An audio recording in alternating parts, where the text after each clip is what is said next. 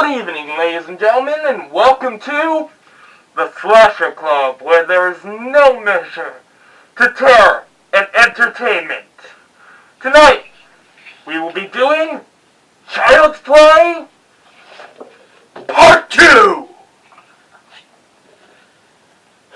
And Derek will be giving you the synopsis in 3, 2, 1, now. Alrighty, in this movie, we have Chucky's doll being rebuilt, and eventually, alright, so we have Chucky's doll being rebuilt, Andy being rehomed. He eventually bumps into Chucky during his adventures in his new home, and it causes him to wreak havoc, and Andy being labeled as a murderer halfway through the movie and sent back to his fraternity home. Right. Onto the notes. This movie was 1990.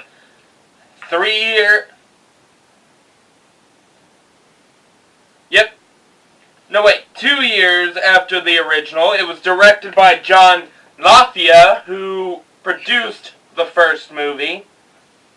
It was produced by David Kushner, who was also a part of the first movie. Written by Don Macchioni. Music by Grammy Raville. And cinematography by Stefan Kozlowski. We have 118 Pier, South Ave, Long Beach, California, which is Play Pal Toys, which is the beginning and ending of the movie. We have 15 East Holly Street, Pasadena, California, which is the Mutt and Jeff's Liquor. And then we have 2035 Milan Ave, South Pasadena, California, which is the foster home. Last but not least, 642 Mateo Street, Los Angeles, California, which is the social services building. And on to the cast. We have Alex Vincent coming back as Andy in this movie. We have Christine Ellis as Kyle. Brad Dorff as Chucky, once again. We don't call him Charles Lee Ray because of his new body. We have Jenny Agutter as Joanne Simpson. Garrett Graham as Phil Simpson. Grace Zabriskie as Grace Poole, also a very good friend of the original Maggie from the first movie, who actually got her into this movie when she was so skeptical about being a part of it.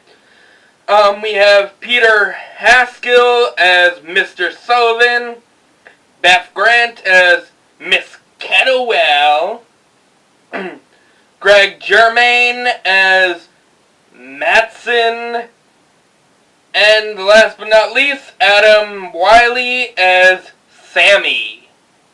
And on to the slasher stats. For the slasher stats, I counted a total of 8 deaths, one including Chucky's final demise in this movie. We have the toy maker getting electrocuted, well, one of the toy makers for Chucky's body. The driver that Chucky threatened being suffocated with plastic. The teacher dying in what I refer to as a cheesy way. Phil falling from the steps. Joanne having her neck slashed. The woman from the fraternity being killed. A factory guy getting new eyes. And Chucky gets melted and has his head blown up. I wouldn't call that a fraternity. I'd call that a social service building. Right. I didn't know we were going back to college. And on to the favorite kill. For me, this one would have to be Chucky is No, wait. I'm gonna have to change this around. Chucky has his hand cut off, legs cut off, he is plastered and blown to pieces, or at least his head is. Which, reason why I like this is, they just pile it onto this new killer that we've only had for 2 years, and they just put him through all this brutality. Now, a lot of people would say that Miss Kettlewell is the favorite of this movie, or at least Phil, but for me, watching Chucky get this most brutal fucking death that you don't see for Michael, Jason, or Freddy. I mean, you watch the guy get basically burned alive by hot plastic, and then having his head blown up, like, God, I can't even remember the movie, but this is a rare... What? Are you thinking of the guy whose head got blown by how steamed he was? Yes. I believe I so. the movie, but I remember it being one of the funniest deaths ever put on YouTube.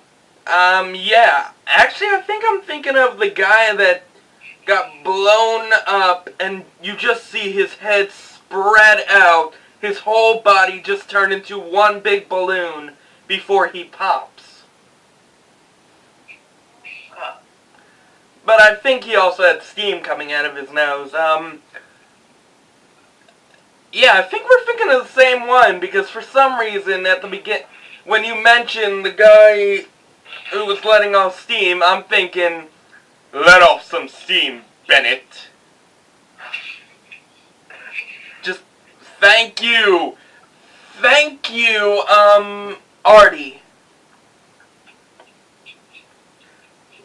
One of the greatest, well, modern day greats of the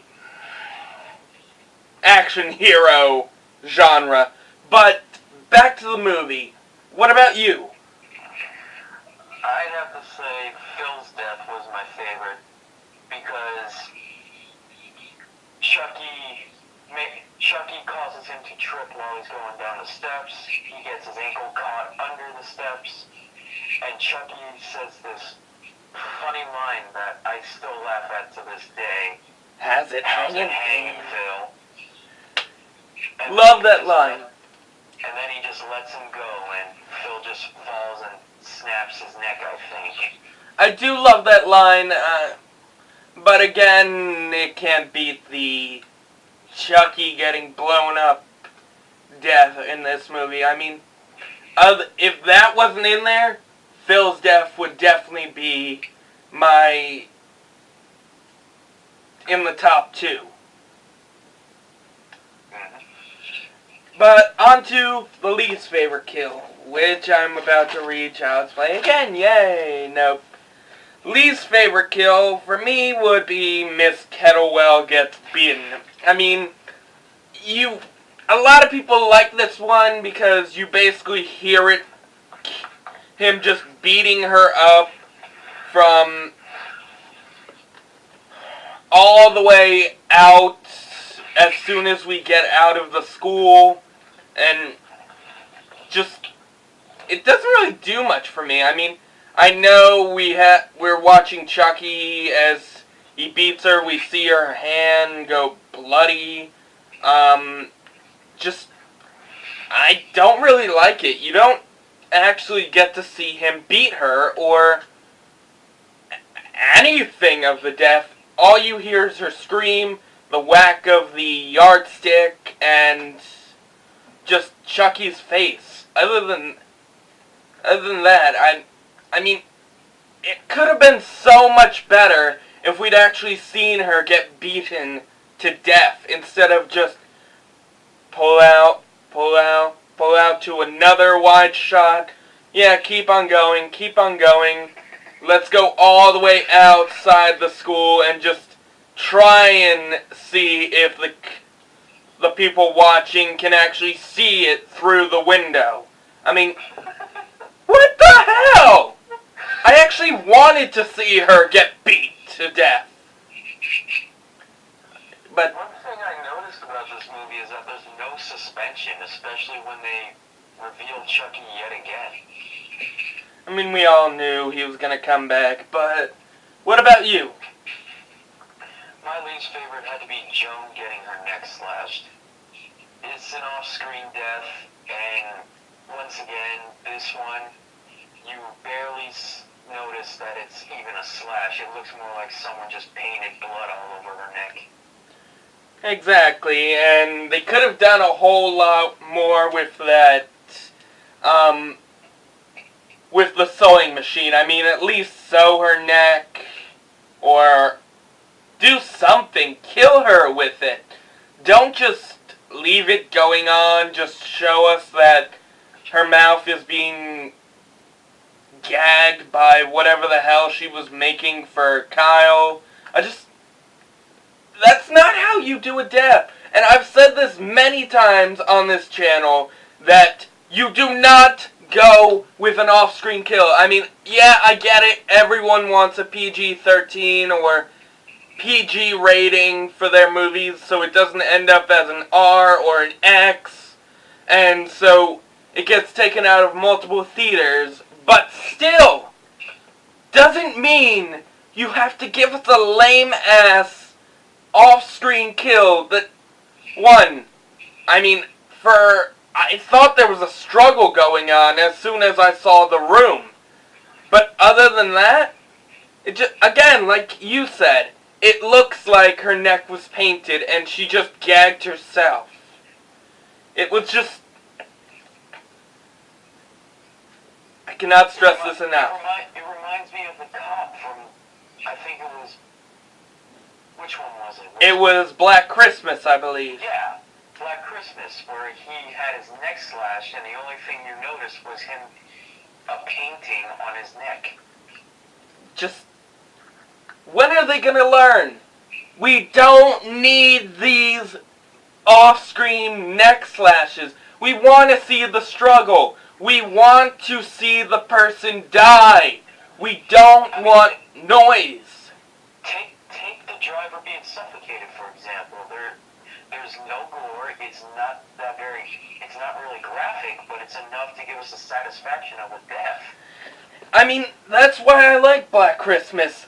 That movie gave us this kill. I mean, I kind of wish we'd see more people get killed by plastic wrap. Just, I mean, at least we'd get something. We'd get to see something. It's a new name. The person won't be screaming. There's no blood. It's not graphic. And it actually helps the killer in many ways. It does. It also it basically, like if Scream did it, we wouldn't really have, oh wait, no, I think he did do it in that one movie to the cop, but he basically gave the cop a chance to scream, but here, it works. On to the rest of the facts. We have a budget of $13 million. We have a box office of $35.8 million. So this one didn't do as well. I mean, I guess I could say that. It's $35.8 million is still a lot of money, and it's double what their budget was. Tommy the doll was actually named after Tom Holland as kind of a little cameo from the original director. We have, it opened as the #1 film at the box office during its week. Christine Ellis, it was her film debut. We ultimately get to see her, sadly only in a picture cameo in Curse of Chucky, and then we get to see her in Cult of Chucky, which we'll talk more about all that later on when we get to those movies in, say, March. Phil and Joanne were originally George and Mildred. Adam Wiley's first film. And this was ultimately the first film Chucky does not use a gun. And no, people, we are not counting the toy water gun as an actual gun. This, and I believe Colt? No, you know what, it might have been Colt. We'll find out when we get to the next few movies, but on to the opinions. Would you like to go first? Absolutely. I feel that this movie wasn't as slow-paced as the first one, which I kind of liked. It gave us a decent amount of brutal deaths, especially Chucky's at the end, which I found very satisfying and entertaining to watch. And it got right to the point. There was no suspense, but at the same time, there was no tedious moments. It went straight to the point. It kept us entertained, and it was kind of funny at some points. Right. I have to give this a 10 out of 10. You give every movie a 10 out of 10. Well, so far it's only the Chucky movies. But for me, in this movie, I'd have to say, yeah, it was a little bit of a letdown that it just went from one scene to the next over and over again, no suspense. It basically felt way too rushed. I mean, yeah, we had the pretty good kills. We had a great character who I actually wanted to survive, Kyle, and that, I'd have to say, is a rarity for many girls in these movies. I actually empathized with Kyle. I mean, she's been from one place to another to another. She actually hasn't had a one-way home, or They gave her that typical teenage rebel type of style. But she made it go. Her actor made it work for her. I mean, yeah, we've seen it many times before, but here we actually, I don't know, I actually believed it, and I felt like it was a new character compared to what we usually get, because it works. Her acting was amazing. Andy, on the other hand, yeah, he was a bit less of a crybaby than the original movie. Well, that's because Andy knew what he was getting himself into. But still, he still kind of felt like the scared little kid. I mean, yeah, that's what you want from one of those actors. Alex Vincent is still a really good actor, but here, I just didn't feel it that much. I didn't really feel sorry for the kid. I mean, his acting was a bit stiff in this movie compared to the last one. I mean, the last one, I could actually feel it was a kid. He didn't know what the hell he was doing. He tried a little too hard with his acting, but here, I mean, oh, no, I didn't do it. I didn't screw up my test or write profanities on my test. No, I didn't do it. I felt his acting was a little stiff in this movie, and he is usually one of my favorite actors from these movies, but I just didn't feel it. Well, do you think it would have something to do with that? Maybe Andy's been through a lot, he's matured a little, and he kind of has gotten a little smarter over the years. But yet, even this actually isn't even supposed. This is supposed to take, like, I don't know, a year after the original, maybe 2 years. He's gone through trials. He's watched his mother end up in a loony bin, basically. But that shouldn't stop him. I mean, it didn't stop Tommy from Friday the 13th from going after Jason or actually trying something. It didn't make a difference for Ginny after she... No, wait. No, not Ginny. It didn't make a difference for Alice after the original movie of Friday the 13th. Didn't make a difference for... Shit, what's her name?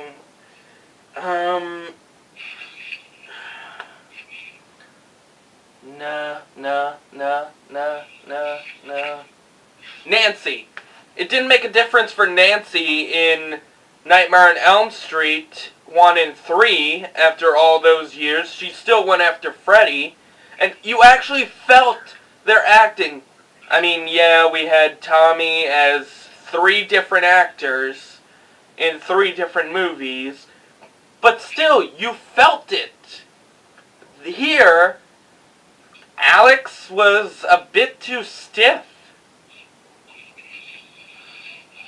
Well, we know he could have gotten bored of it. Maybe, but still, I felt more aligned with Kyle in this movie, and it may just be because I'm 18, she's 17, I kind of feel what she's going through, but, yeah, I'm getting off topic a bit, but on to my least favorite character. I mean, I don't like Andy, but this guy I really hate. It's not the Play Pals worker. It's not Joanne. It's Phil.